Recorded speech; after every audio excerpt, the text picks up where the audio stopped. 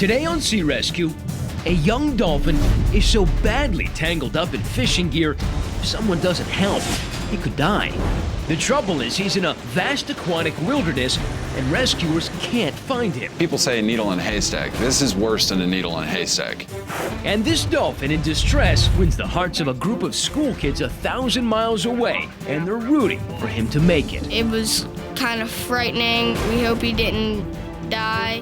Can rescuers save Seymour the dolphin and remove that deadly entanglement before it's too late? I'm Matt Gutman, and we're on a sea rescue.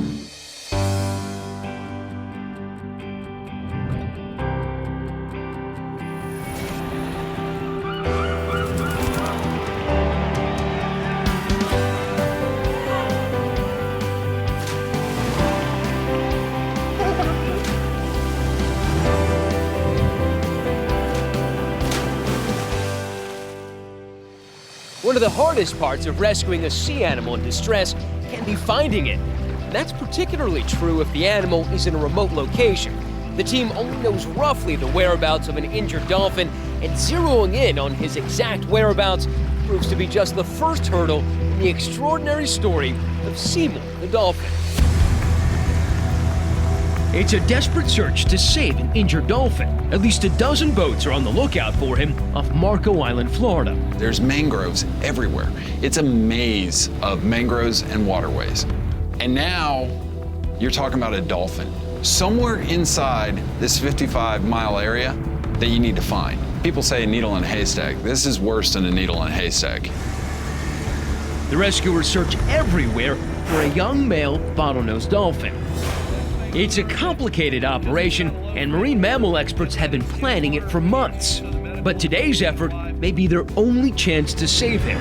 Right now, he's missing, and his life is on the line. So how did rescuers get to this point?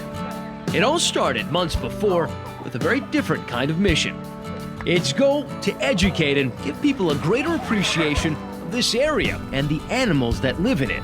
Marine biologist James Livacari and boat captain Chris Desmond conduct educational tours aboard their boat called the Dolphin Explorer. Males can live into their late 40s, females into their late 50s in the wild. They educate passengers about the rich and varied wildlife in the waterways surrounding Marco Island on Florida's southwest coast. Hi, guys. There's another group of people who regularly take the tour, only these people aren't actually on the boat.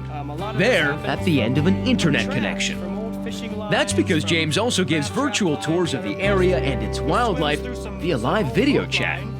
One group that often takes advantage of the live video tours of the Florida waterways, these 3rd and 4th graders. Thing is about this area, all the water is very shallow. Amazingly, they're 1,000 miles away at Crafton Elementary School near Pittsburgh, Pennsylvania.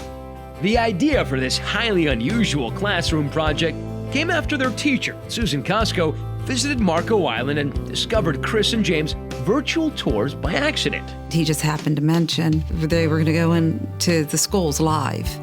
And I was excited to hear that as a teacher. The estuary we're in is called Rookery Bay Estuary. It's 70,000 acres of water. We're just getting to a point where we can get cellular service out in the middle of the mangrove forest. We started just broadcasting right into our classroom, talking back and forth with the kids. James teaches the kids about the many dolphins that live in these sprawling waterways. He and Captain Chris are experts at identifying local dolphins by the marks on their dorsal fins. One young male bottlenose dolphin, who they named Seymour, quickly becomes a favorite with the class. Seymour's always been a bit of a show-off, often coming right up to the boat with his mom. As we saw them over and over, time and time again, we knew we'd see a lot more of this little baby, so we gave the name Seymour. But one day when James spots Seymour, he immediately knows something is terribly wrong. He had monofilament line that went around his dorsal fin down to his flukes or peduncle, the back end of the dolphin that gives him the propulsion. They call for help, and wildlife officials ask James and Captain Chris to keep tabs on the dolphin. But a whole month goes by before they see him again. Now Seymour's injuries are even worse. There are ugly clumps of skin on his tail, It's scar tissue growing around the fishing line as the line digs deeper and deeper into his skin. Dolphin skin is constantly shedding, so with something there that's impeding the normal movement of the cells, they'll begin to sort of pile on top of each other and form a growth. Experts agree this dolphin needs their help. If someone doesn't intervene on something like this, eventually what was going to happen with Seymour is it would cut off vital parts of his tail, the tendons going to the tail, the blood supply going to the tail, and he'd probably lose the tail. But Seymour slips out of sight again. And so it was 3 months of pretty much intensive looking for him, sometimes up to 12 hours a day. Marco Island is near a protected area called the 10,000 Islands Wildlife Reserve. It's an area almost as big as Minneapolis, Minnesota. An underwater labyrinth of mangrove tree roots and inlets teeming with manatees and sea turtles.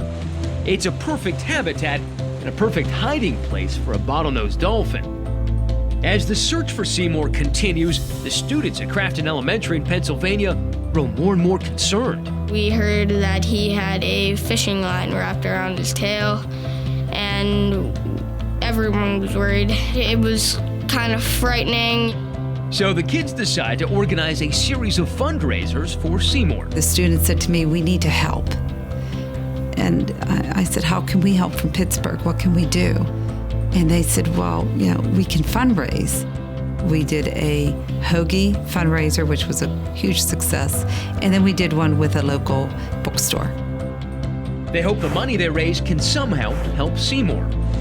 Back in Florida, knowing the stakes are high, James and Chris are doing everything they can to locate this elusive dolphin. We made little flyers with a close-up of Seymour's dorsal and a close-up of the injury on his flukes and passed that out. We passed it out to people going out on rental boats and left the number for them to call in. This is an animal that's 7-9 years old, estimated age. The flyers work. Somebody spots Seymour. Officials from the National Oceanic and Atmospheric Administration and the Florida Fish and Wildlife Commission formulate a plan to put a large rescue team together. That's our job, to safely capture, manage the animal. This huge effort involves a dozen boats and 30 rescuers from SeaWorld Orlando, Harbor Branch Oceanographic Institute, Mote Marine Lab, the University of Florida, and the Chicago Zoological Society.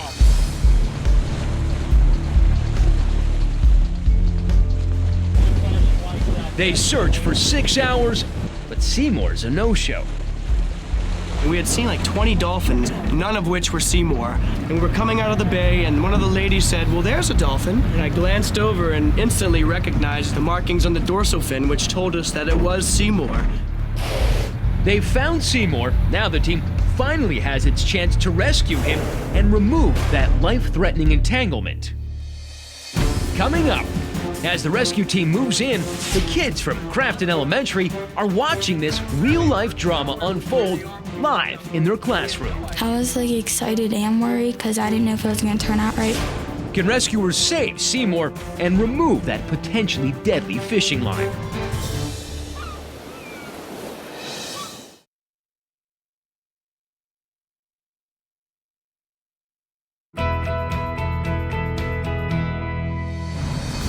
After months of searching, Seymour the dolphin has been finally located off Marco Island, Florida. This young male bottlenose dolphin has a ball of fishing line tangled around his tail, and if it's not removed, it could be deadly. If there's not a decision to intervene in Seymour's care, he's gonna die. He won't be able to eat. He won't be able to forage. Meanwhile, 1,000 miles away in Pennsylvania, a group of elementary school students also have a huge emotional stake in his rescue. Why were the boats surrounding the area, James? Why are they coming around? As part of a school project, they've been video chatting with the crew of a dolphin sightseeing boat all year. Now they can actually follow Seymour's rescue live as James gives them a play-by-play from his vantage point on the boat. How many boats are in this search? Okay, so I think we're at about a dozen boats for the rescue today. It was kind of frightening. We hope he didn't die in the process or anything. Now that Seymour's been successfully located, James provides a live play-by-play for the 3rd and 4th graders who hang on every heart-pounding word. Can you describe the area in which Seymour's rescue is being held? So we're just off the Marco River into Collier Bay. It's a kind of like a dead end, one way in, one way out. We found Seymour moving into the bay. He's in a very shallow cove, which is actually perfect because it's just a few feet deep. I was excited and worried because I didn't know if it was going to turn out right, but then I was excited because we had a chance of saving his life. The rescue team from SeaWorld and partner organizations deploys a net, creating what they call a compass around Seymour. At this point, the animal's contained. He's inside the compass so we can start working. So we slowly need to go out, get up to the animal, and put hands on him. Rescuers have to be careful. They don't know how much damage the entanglement has done, and they don't want to make it any worse. The team carefully transports Seymour in a sling. Although he weighs 450 pounds, there are enough rescuers here to hoist him up on a floating mat. These animals aren't designed to be up on land, so we want to put them on foam to keep them comfortable. And he was very calm. He just stayed there. I mean, he was not flapping around at all. It's almost as if Seymour senses that his rescuers are not going to harm him. But now, the most critical moment. Rescuers have to hold Seymour very still on that floating mat while University of Florida vet Mike Walsh works to remove the fishing gear. It's near major arteries, and one false move could spell real trouble. It wasn't just monofilament line, there was actually a metal leader line. So we not only got off a number of repetitions of lines circled around his tail, but this piece of metal wire was embedded came off as well. It takes 25 minutes for Dr. Walsh to remove an astonishing 8 feet of embedded fishing line and wire. But Seymour's still not out of danger. He could have suffered severe bone damage, and that could mean he'd never be able to swim properly again. Right in there. That was very In this case, because the fishing line was cutting into the tissue so deeply, there was concern that the bone might have been affected. Need to get some x-rays to be able to look at that bone. But taking x-rays poses a dilemma. They'd like to return Seymour to the water right away, but only x-rays can confirm whether he's healthy enough to go back.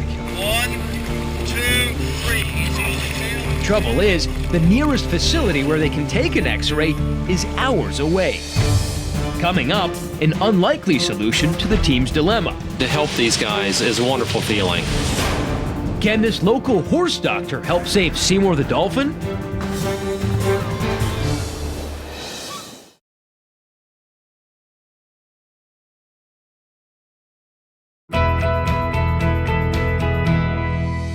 Seymour, the bottlenose dolphin, has been successfully rescued off a remote island in southern Florida.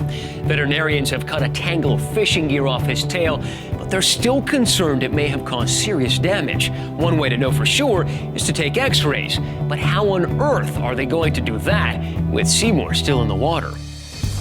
Now that they've rescued Seymour the dolphin, the team must find out how much damage the fishing line has caused. If it's not too bad, Seymour could be returned right there and then. But if the line is cut too far into his bone, he'll need to go to a rehab facility for long-term care. Now, an x-ray should hold the answer, but the question is, how do you x-ray a 450-pound dolphin out here in the wilderness? The answer turns out to be Daryl Harvey, a local vet who's more used to treating patients of the four-legged variety on land rather than our flipper friends at sea.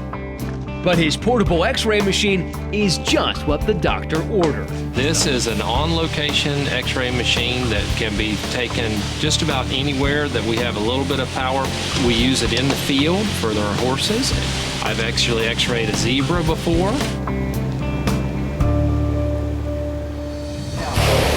They administer oxygen through his blowhole so he'll breathe a little easier. Rescuers move Seymour by boat to a dock. This stable platform will allow them to take clear pictures of his tail. Having the capability of an x-ray allows us to say Seymour needs to stay or Seymour needs to go. Not only can we take it on site, we can theoretically send it to someone and they can help tell us what's going on. Let's It takes a few minutes to set up the machine. They gently maneuver Seymour into position and make sure he stays still so they can get the clearest possible picture of his tail. Then they take the all-important x-rays. For us, this was significant because we were able to take another technology into the field, do a better job of diagnosing the severity of the problem, and make better decisions. Turns out Seymour does have some bone damage, but not severe enough to require him being taken to a rehab facility. Instead, these experts determine Seymour can be returned right away. But as a precaution, they attach a satellite tag so they can monitor his progress. So that was our safety valve. If we're able to tag him and follow him, in this case with a satellite tag, then we theoretically can say, well, if he gets in trouble, we can go back. We can check on him. We know where he is. Stand by, everybody. And that makes the kids all the way back in Pittsburgh feel like a special part of this rescue. Remember those fundraisers they held when they first heard Seymour was in trouble? Well, the $600 they raised goes towards helping to pay for Seymour's satellite tag. I felt great because, like, they saved him and they put the tracker on him.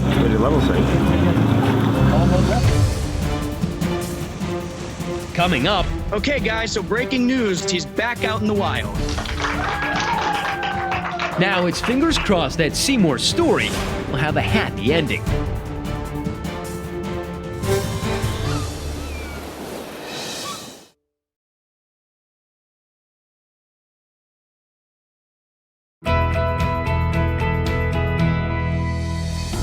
Seymour the dolphin's been freed from fishing gear, examined, x-rayed, and cleared for return to the wild.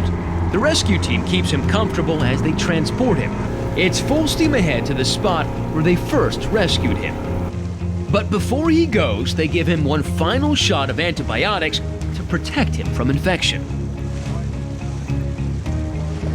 And then, it's the moment everyone has worked so hard to make a reality. The team gently walks Seymour out into shallow water.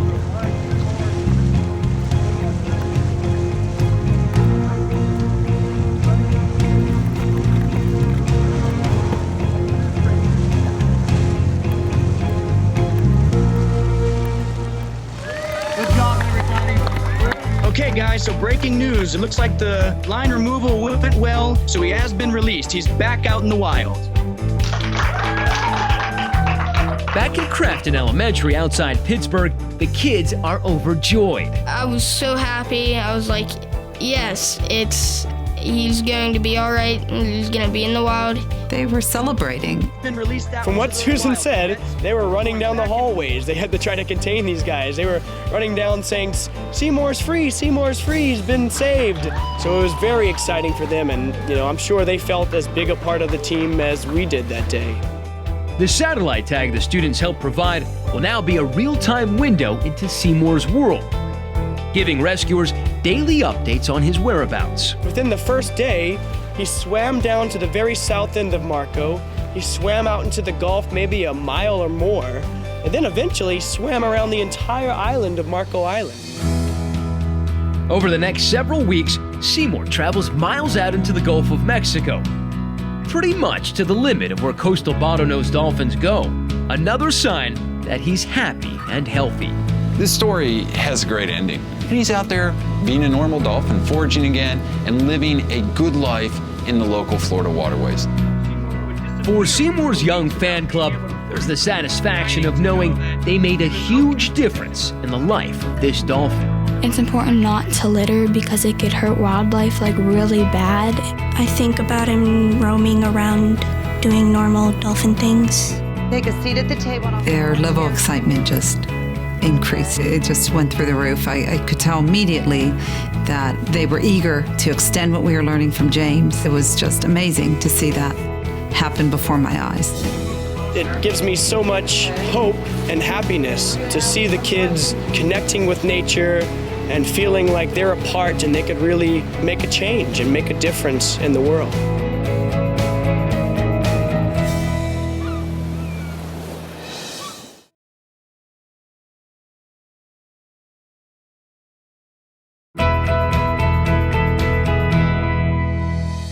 Seymour's extraordinary rescue in Florida was an inspiration to students in Pittsburgh. It shows that you don't have to live near the ocean to take an interest in marine life. A simple internet connection allowed some caring and inquiring young minds to follow this dolphin's remarkable story every step of the way. I'm Matt Gutman, and we'll see you next time when we go on another sea rescue.